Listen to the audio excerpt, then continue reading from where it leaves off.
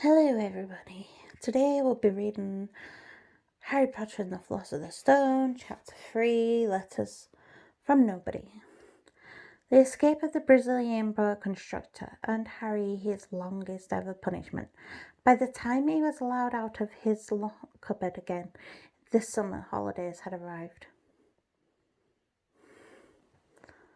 And Dudley had already broken his new sign camera, crashed his remote control aeroplane, and first time on his racing bike knocked down old Mrs. Fig as she crossed Privet Drive on her crutches.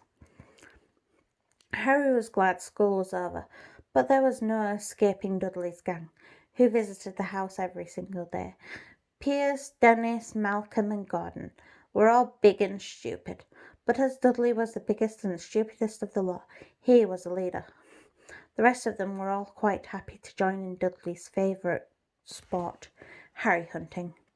This was why Harry spent as much time as possible out of the house, wandering around and thinking about the end of holidays, where he could see a tiny ray of hope. When September came, he would be going off to secondary school, and for the first time in his life, he wouldn't be with Dudley. Dudley had a place at Uncle Vernon's old school, Smeltings. Pierce Polkiss was going there too. Harry, on the other hand, was going to Stonewall High,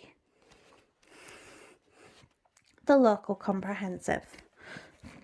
Dudley, though, thought it was funny.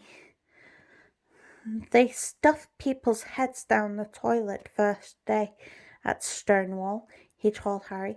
Want to come upstairs and practice? No, thanks, said Harry. The poor toilet's never had anything as horrible as your head down it. It might be sick. Then he ran before Dudley could work out what he'd said. One day in July, Aunt Petunia took Dudley to London to buy his Smeltings uniform, leaving Harry at Mrs. Figg's. Mrs. Figg wasn't as bad as usual. It turned out she'd broken her leg tripping over one of her cats. She didn't seem quite as fond of them as before. She let Harry watch television and gave him a bit of chocolate cake, which tasted as though she'd had it for several years. That evening, Dudley paraded around the living room for the family in his brand new uniform. Smelting's boys wore maroon tailcoats, orange knickerbockers, and fat straw hats called boaters. They also carried knobbly sticks used for hitting each other.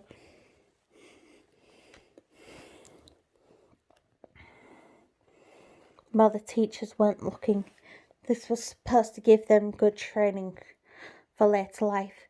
As Harry looked at Dudley in his knickerbockers, Uncle Vernon said gruffly that it was the proudest moment of his life. Aunt Petunia burst into tears and said she couldn't believe it was her Diddley-kins. He looked so handsome and grown up. Harry didn't trust himself to speak. He thought two of his ribs might already have cracked from trying to not laugh. There was a horrible smell in the kitchen next morning when Harry went in for breakfast. It seemed to be coming from a large metal tub in the sink. He went to have a look. The tub was full of what looked like dirty rags, swimming in grey water. "What's this?" he asked.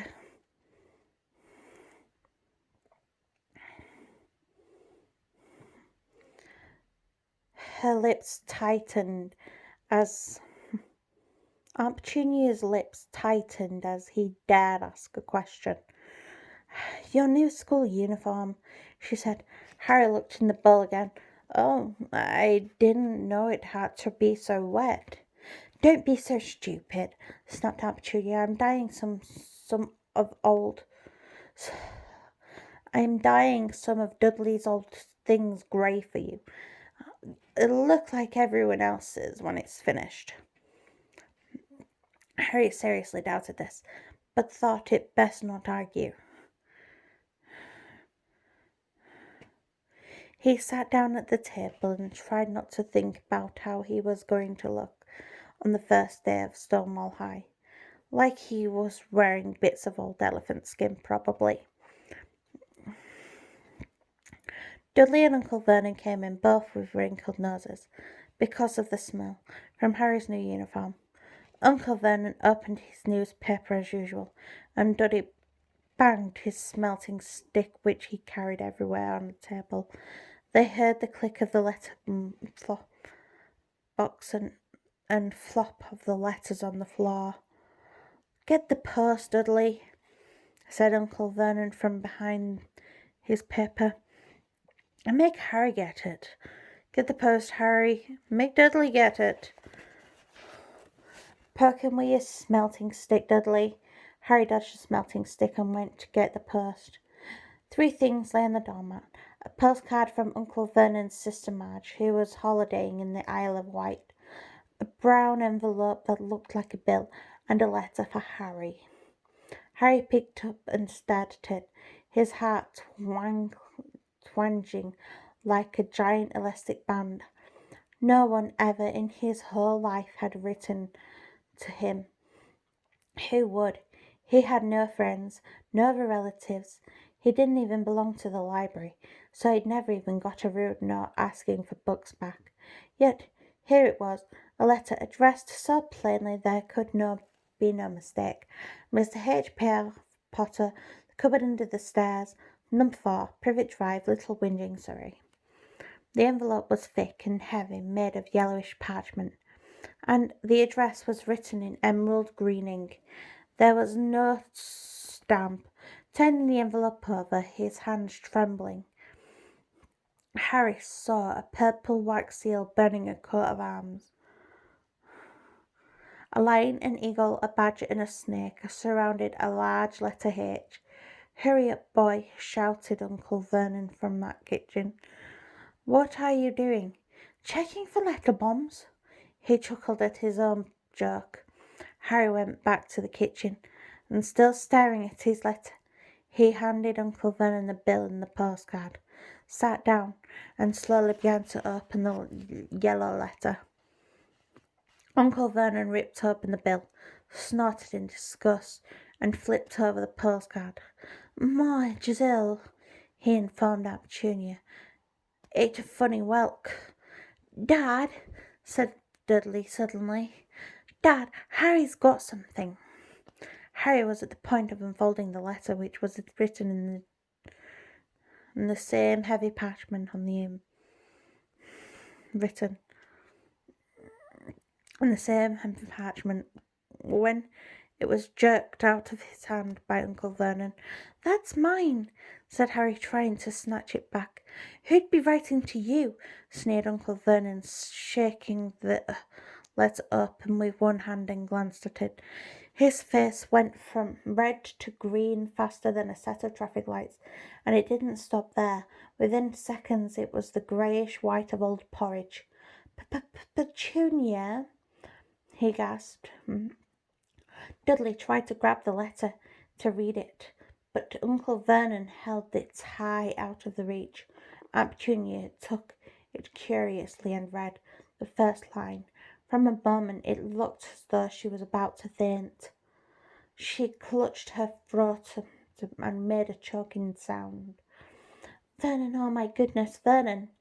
They stared at each other, seeming to have forgotten that Harry and Dudley were still in the room. Dudley wasn't used to being ignored. He gave his father a sharp tap on the head with his smelting stick. "I want to read that letter," he said loudly. "I want to read it," said Harry furiously, "as it's mine." "Get out, both of you," croaked Uncle Vernon, stuffing the letter back inside its envelope. Harry didn't move. "I want my letter," he shouted. "Let me see it," demanded Dudley. "Out!" roared Uncle Vernon, and he took both Harry and Dudley by the scruffs of their neck and threw them into the hall. Slamming in the kitchen door behind them, Harry and Dudley promptly had A ferocious but silent fight over who would listen. At the keyhole, Dudley won, so Harry, his glasses dangling from one ear, lay flat on his stomach to listen at the crack between the door and the floor. Vernon, Aunt Petunia was saying in a quivering voice. Look at the address. How could they possibly know where he sleeps? You don't think they're watching the house? Watching, spying, might be following us, muttered Uncle Vernon mildly. But what should we do, Uncle Vernon?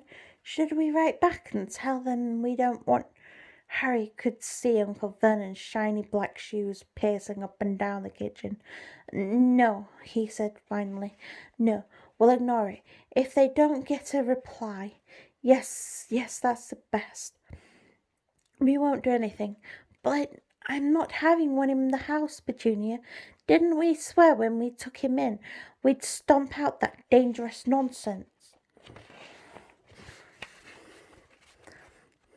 That evening, when he got back from work, Uncle Vernon did something he'd never done before.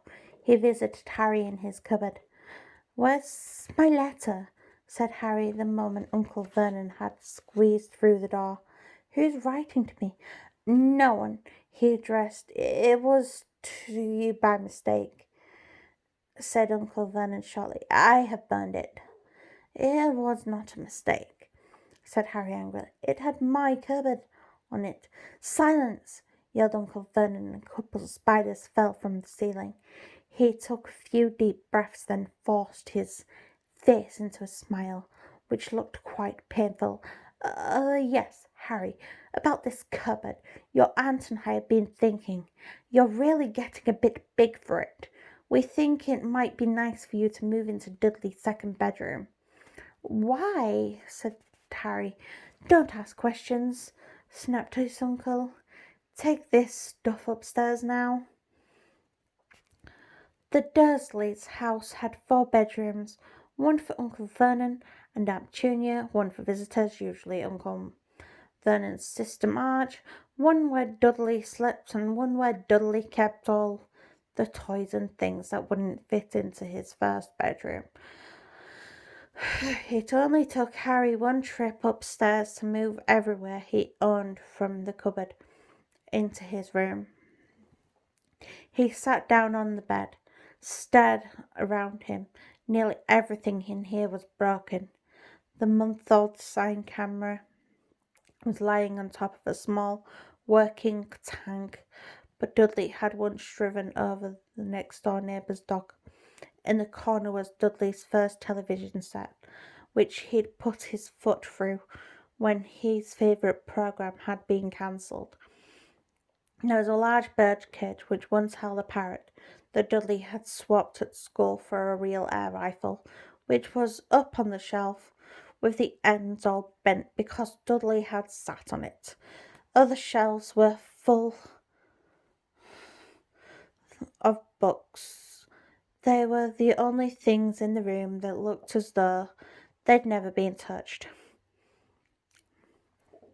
From downstairs came the sound of Dudley bawling at his mother. I don't want him in there.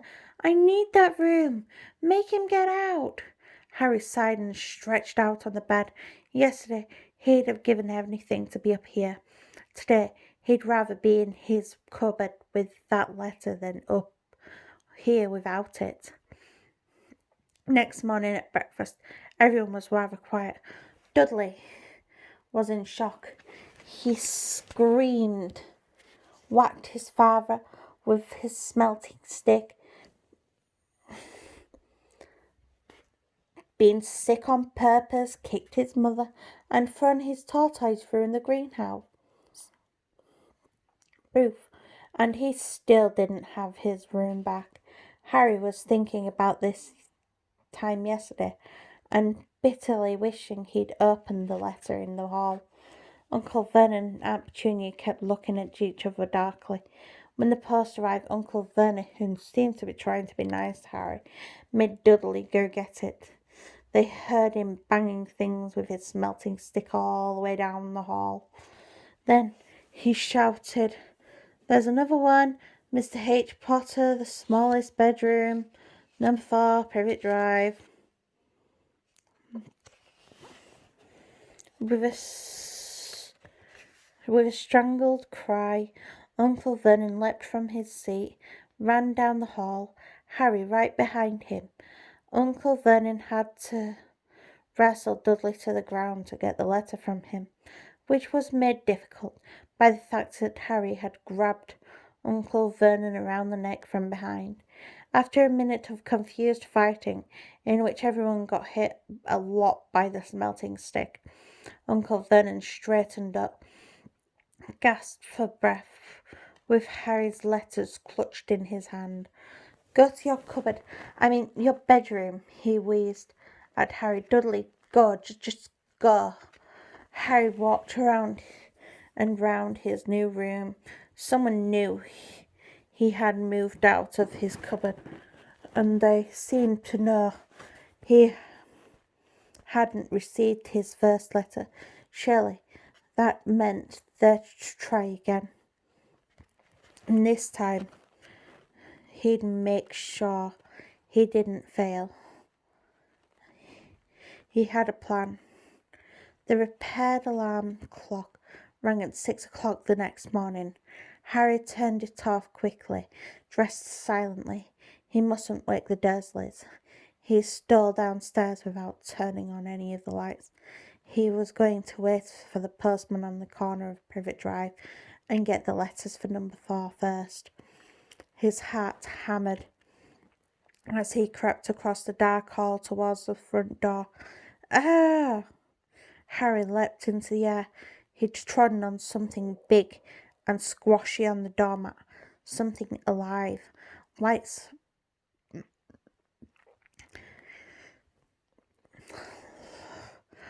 clicked on upstairs, and to his horror, Harry had realised that big squishy something had been his uncle's face. Uncle Vernon had been laying on the floor in front of the door in a sleeping bag, clearly making sure that Harry didn't do exactly what he'd been trying to do. He shouted at Harry for about half an hour, and then told him to go make him a cup of tea. Harry shuffled miserably into the kitchen, and by the time he got back, the post had arrived right into Uncle Vernon's lap. Harry could see 3 letters addressed in green. He began, but Uncle Vernon was tearing the letters into pieces before his eyes. Uncle Vernon didn't go to work that day. He stayed at home and nailed up the letter box. "See," he explained to Aunt Petunia through a mouthful of nails, "if they can't deliver, then they'll just give up." "I'm not sure that'll work, Vernon. Oh, these people's minds work in strange ways, Petunia. They'll not like you and me," said Uncle Vernon, trying to knock in a nail with a piece of fruit cake Aunt Petunia had just bought him. On Friday, no fewer than 12 letters arrived for Harry. They couldn't go through the letterbox. They had been pushed under the door, slotted through the slides, and a few even forced through the small window in the downstairs toilet. Uncle Vernon stayed at home again. After burning all the letters, he got out a hammer and nails and boarded up the cracks around the front door and back door, and so no one could get out. He hummed Tiptoe Through the Tulips as he worked and jumped at small noises. On Saturday, things began getting out of hand. 24 letters had found their way into the house, rolled up hidden inside each of the 2 dozen eggs that they A very confused milkman had handed Aunt Petunia through the living room window, while Uncle Vernon made furious telephone calls to the post office and the dairy, trying to find someone to complain to. Aunt Petunia shredded the lettuce in her food mixer. "Who on earth wants to talk to you this badly?" Dudley asked Harry in amazement.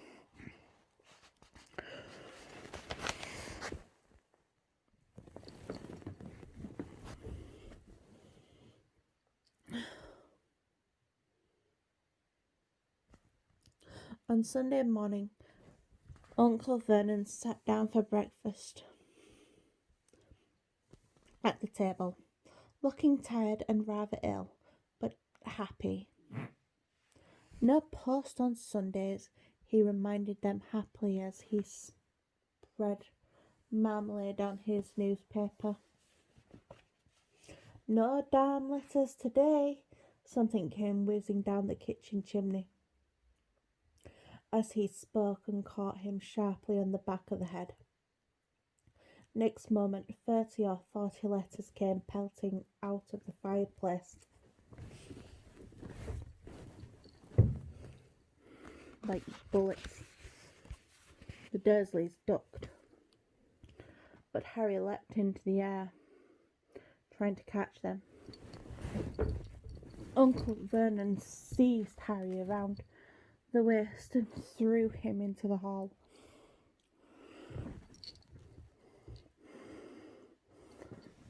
When Aunt Petunia and Dudley had run out with their arms over their faces, Uncle Vernon slammed the door shut.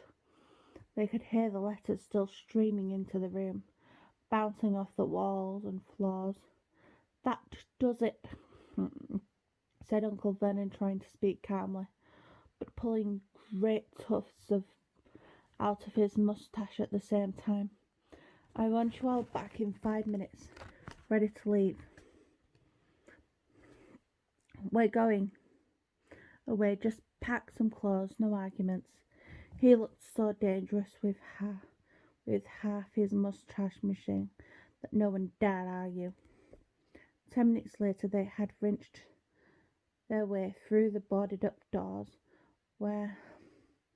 and were in the car speeding towards the motorway.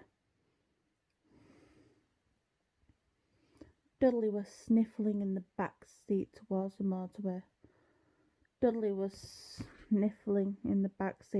His father had hit him round the head for holding them up while he tried to pack his television, videos and computer in his sports bag. They drove and drove. Even Aunt Petunia didn't dare ask where they were going. Every now and then Uncle Vernon would take a sharp turning and drive in the opposite direction for a while. "Shake 'em off, shake 'em off," he would mutter whenever he did this. They didn't stop to eat or drink all day.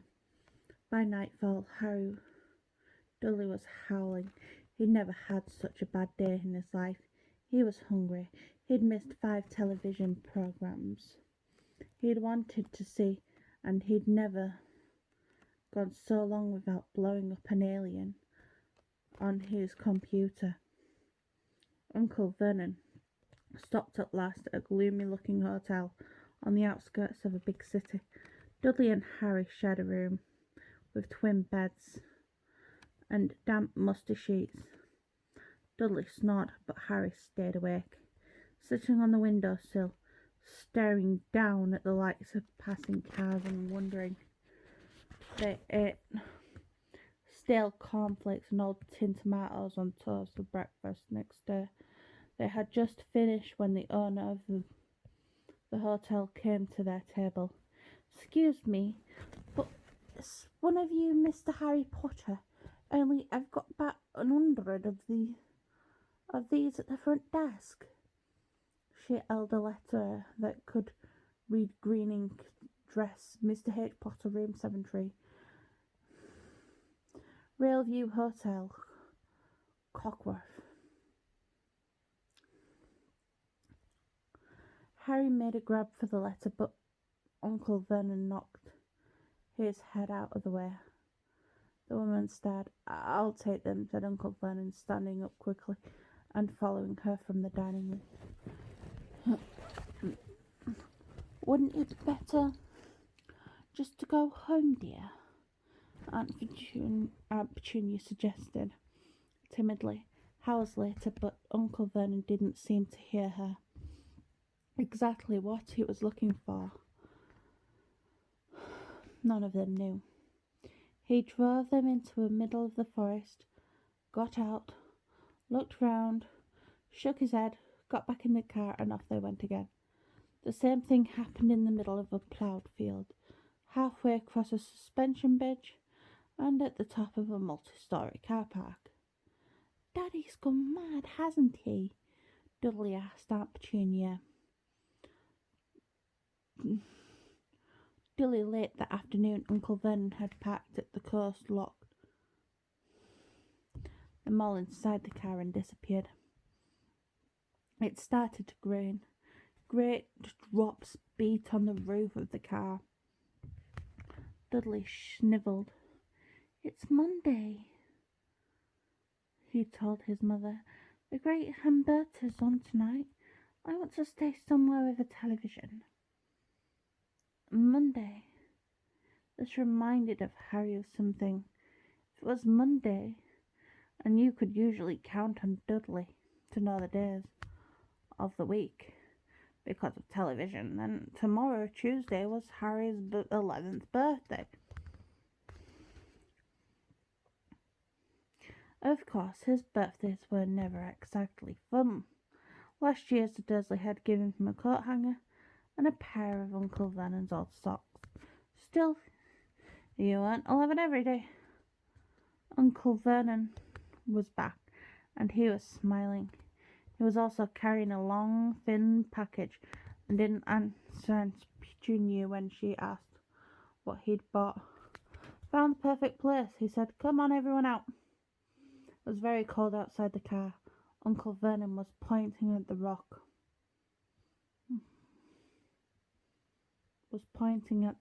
Was the most miserable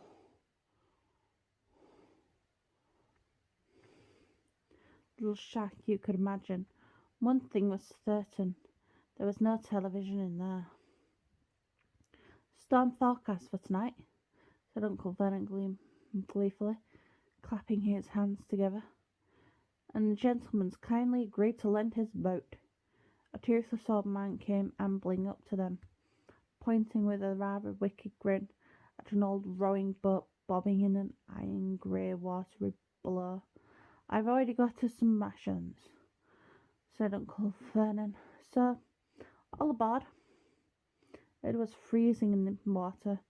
Icy sea spray and rain crept down their necks and chilly wind whipped their faces. After what seemed like hours, they reached the rock where Uncle Vernon slipped and sliding led the way to the broken down house.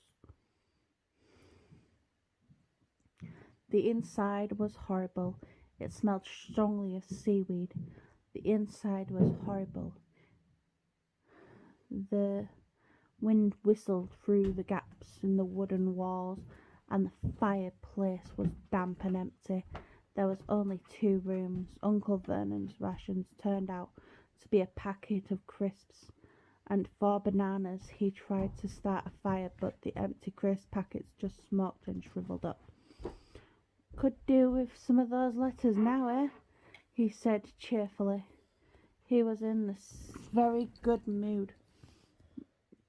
Obviously, he thought nobody stood a chance reaching them here in a storm to deliver post. Harry privately agreed, though the thought didn't cheer him up at all. As night fell, the promised store blew up around them. Spray from the high waves splattered the walls of the hut, and a fierce, wild rattle to the filthy windows. Aunt Petunia found a few mouldy blankets in the second room and made up a bed for Dudley on the moth-eaten sofa. She and Uncle Vernon went off to the lumpy bed next door, and Harry was left to find the softest bit of floor he could and curl up under the thinnest blanket, most ragged blanket. The storm raged more and more ferociously as the night went on. Harry couldn't sleep.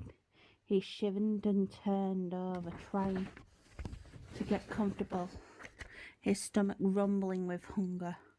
Dudley's snores were drowned by low rolls of thunder that started near midnight. The light dial of Dudley's watch, which was dangling over the edge of the sofa on his fat wrist, told Harry he'd be 11 in 10 minutes' time.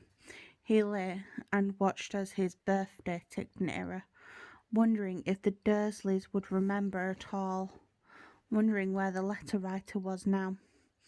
5 minutes ago, Harry heard something creak outside. He hoped the roof wasn't going to fall in, although he might be warmer if he did. 4 minutes ago, maybe the house in Privet Drive would be so full of letters when they got back, he'd be able to steal one somehow. 3 minutes ago, was the sea slapping hard on the rocks like that? 2 minutes ago, what was that funny crunching sound? Was that the rocks crumbling into the sea? 1 minute ago, he'd be 11. 30 seconds, 20, 10, 9. Maybe he'd wake up Dudley just to annoy him. 3, 2, 1, boom! The whole shack shivered and Harry sat bolt upright, staring at the door. Someone was outside knocking to come in. And that is the end of chapter 3.